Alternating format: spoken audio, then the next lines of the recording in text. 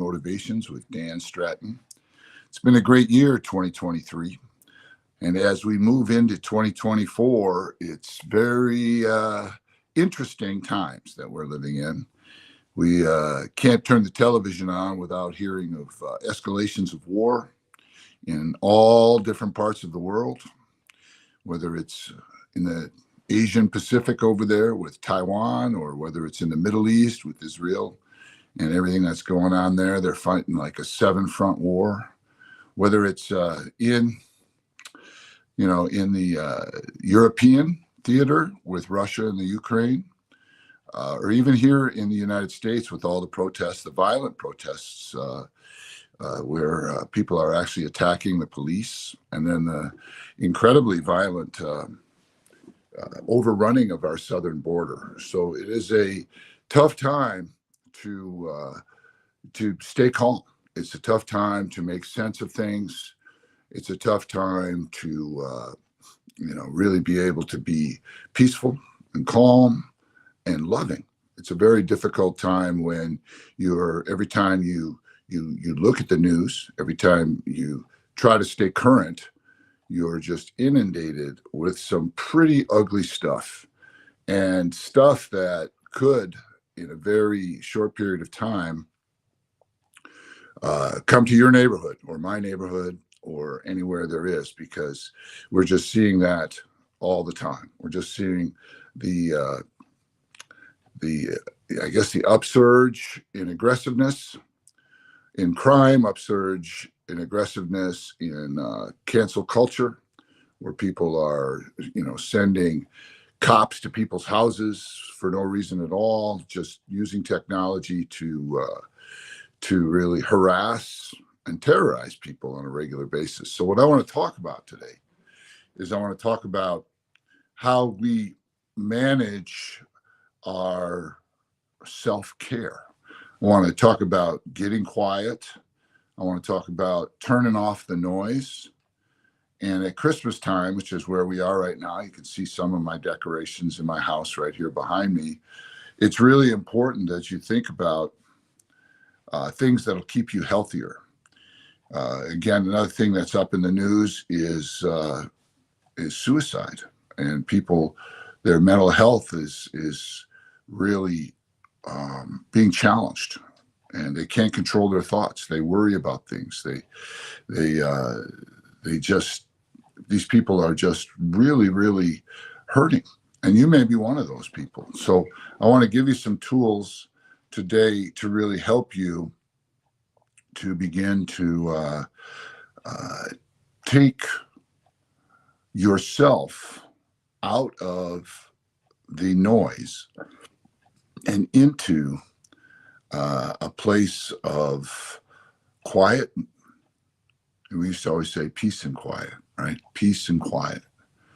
So at Christmas time, I practice this a lot. I've got 2 or 3 things that I do during the day to practice peace and quiet. And one of those is I keep a journal, and I sit down to write about whatever is on my mind. And I think about it, and I pay very, very close attention to what I'm thinking about. And some days I fill up sheets and sheets of paper, just writing down what I'm thinking about and how I feel about what I'm thinking about.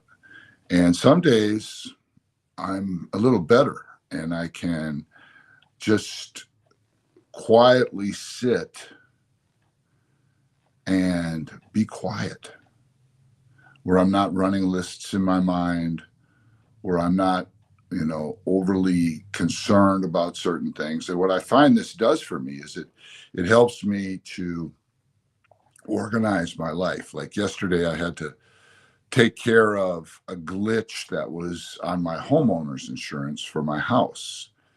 And it came back to my remembrance. And because of the discipline of sitting down and journaling, rather than putting it on a list and dealing with it later, I just made the phone call right then and there. And it took about 20 minutes, probably 18 minutes longer than it should have, but it took about 20 minutes to rectify. And then now that's off my list, and it's not like a little itch in my brain. And so I'll do that. And what happens is my list may start out long, and then all of a sudden it gets shorter and shorter and shorter. And then when my lists are short and I don't have a lot of things to do, bills to pay, things to file, things to follow up on, all these different things, then I can actually sit down and practice peace, practice being quiet. And the way that I like to do that is I like to think about the people in my life, think about the things that I'm thankful for, think about the things that bring me peace, bring me relaxation, bring me a little chuckle, if you will. Another tool I use, other than just writing down my thoughts, is a tool I call the Sunday night meeting. The Sunday night meeting. Because what happens, especially with cell phones today, with everybody texting us and calling us, and it's always with us, other people will put a demand on our time. They'll spend our time and they'll spend our money. So I use this Sunday night meeting concept to set my week. Now, it doesn't always work. I got to tell you the truth. This week was an interesting week because we've got my daughter is a doctor, and she's got her 1-year-old grandson, and her helper, her nanny called in sick this week. So Annie and I, my wife and I, are the backup nannies, along with Stephen, my son-in-law's family as well. But I got called into service. So what happened, even though I set my schedule for the week, I was called into service. And so, but because I had planned and I knew what I wanted to accomplish for the week, I was organized, I could just move things around rather than getting all stressed thinking, oh no, oh no, oh no. Because I had planned, because I had written down how I was going to spend my time this week. And I scheduled a lot of just quiet time with the family and quiet time for myself. And it's important that you do that in addition to scheduling, your work, your commute, your busy time. Make sure that you take the time to schedule quiet time to think about things that bring you peace, to make a phone call to a friend you may not have spoken to in a while, or to make a phone call to a family member, a mom, a sister, a brother, a nephew, a niece, and just make that call and make sure that you're doing these things purposely and productively. Now, when I think about being quiet and I sit down and I do this exercise after I've already done my Sunday night meeting, after I've already done my journaling, I notice when I take the time to be quiet, it reveals to me how I'm feeling, right? Am I feeling anxious? Am I angry about something? Is my overriding or dominant feeling a little bit of, anxiety or fear? Am I afraid for the world? Am I concerned for my daughter, her husband, and her son?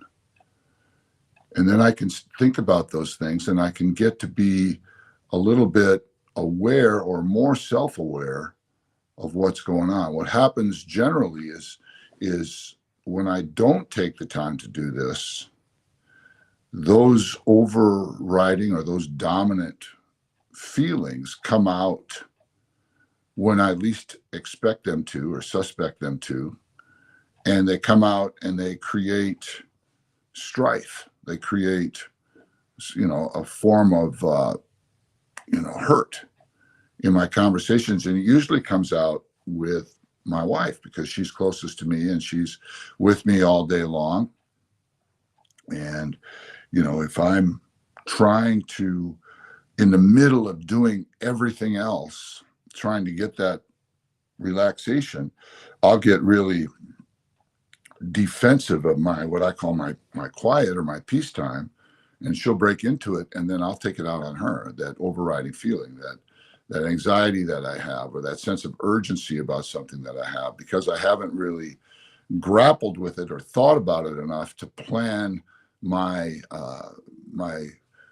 my attack, if you, or plan the way, or my plan, I guess is what I'm really trying to say. I haven't really taken the time to work out what's going on. So when she interjects something, or interjects, hey, I need you to do this, or hey, we're doing this on Thursday, or hey, we're doing this on this, Danielle called, and all these things start to come in.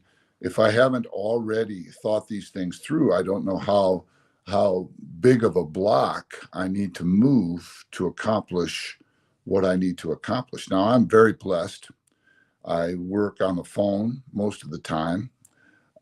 My consulting business is mostly phone work, and I have really friendly clients that if I call them and I say, hey, look, Wednesday morning isn't going to work for me. I have to do these things with my family. So can we move it till Thursday morning or Thursday afternoon, that type of thing. And so I'm blessed to have that. And that I have that because I've practiced these principles for years and years.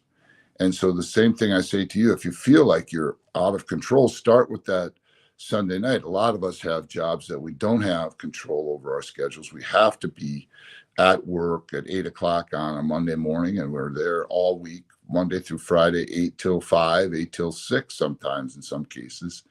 And then what you want to fight for or begin to discipline yourself in is that time before 8, and that time after 6, and that time on the weekends.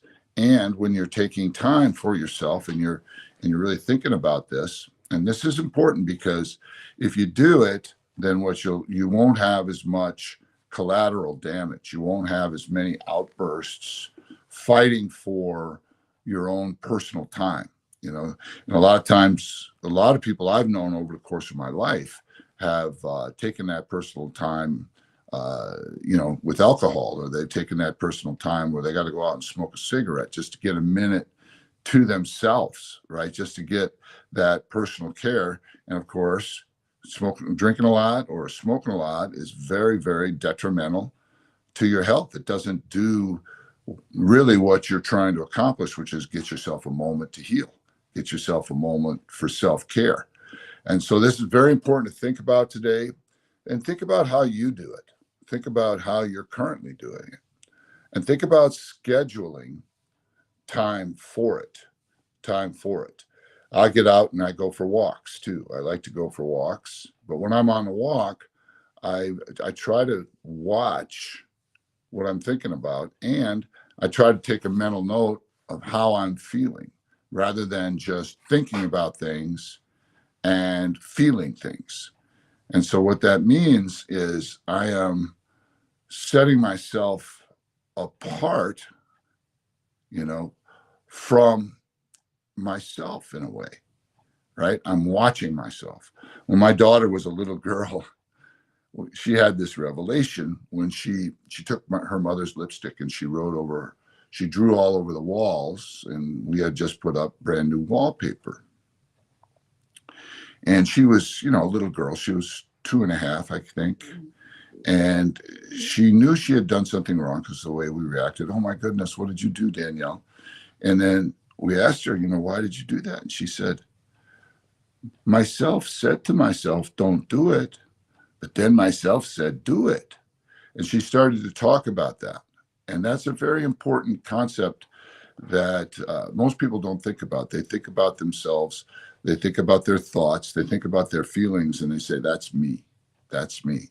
But you actually have kind of a higher place inside you called your spirit.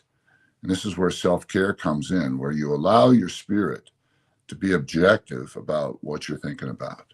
You take a step back and you look at your feelings and you look at your thoughts and you ask yourself, are those, that dominant dynamic healthy for me? And then you ask yourself, what can I do to really have a healthy thought life?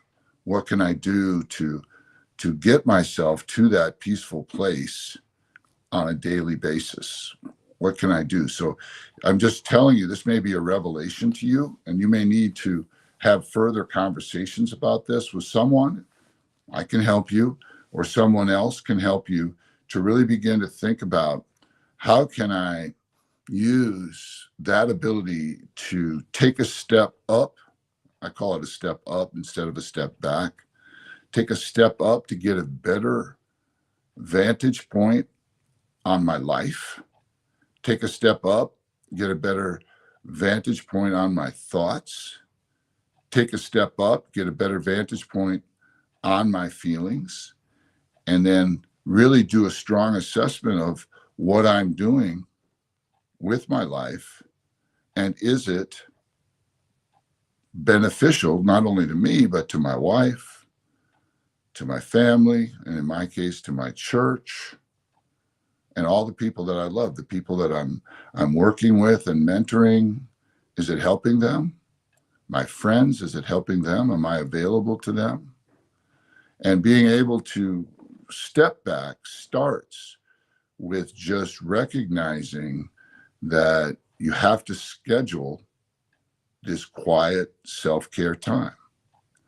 And when a lot of times what happens in my schedule, for sure, because I've got a lot of people pulling on me, and you probably do the same, is that when I schedule it, I know how long it's going to take, say 10 minutes to journal, another 10 minutes just to be quiet, 25 minutes, 30 minutes on a Sunday night to schedule my week and to really allocate how I'm going to spend my time, how I'm going to spend my money, so that I don't get pushed around all the time. See what happens then when stuff comes up and I have to move it, my mind just goes to automatic. Well, I can do that. I can take that 15 minutes here. I could do it there.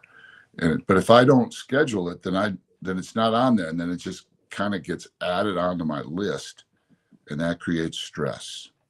And it also creates a lack of awareness around what I'm thinking about, almost on, not quite subconsciously, but right there beneath the surface, or how I'm feeling. And then if I'm not aware of how I'm feeling and what I'm thinking about, then I can get what I would call, a little bit defensive. I can get a little bit barky, a little quick, and I don't want to be that way. And I know you don't want to be that way. And the key is for you to really manage that, because that quick barky response to somebody you love is very damaging. It can ruin the day, for sure. It definitely ruins the moment. And then over time, it begins to really mess with long-term peace, long-term satisfaction, and long-term joy. And I want you to understand that all it takes is just a little bit of a daily thought from this perspective. How do I get objective? How do I get a step up so I can see better? And how can then I be more self-aware? And honestly, this begins, and I want to say this last thing, it just came to me. I realize that what I'm teaching every week is I'm teaching a personal responsibility that not everybody understands. Most people these days are being taught that the negative things that are in their life are caused by other people, that are caused by outside forces. And when you come and you listen to me, everything in your life, no offense, can be fixed by you. You are in charge. You're not a victim.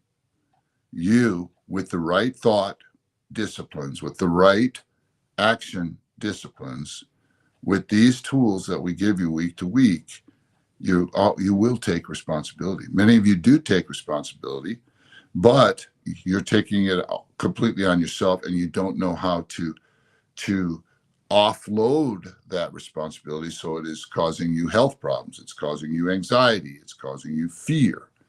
See, we're all called to do great things, but none of us can do it alone. We need each other. We need each other. That's probably another session.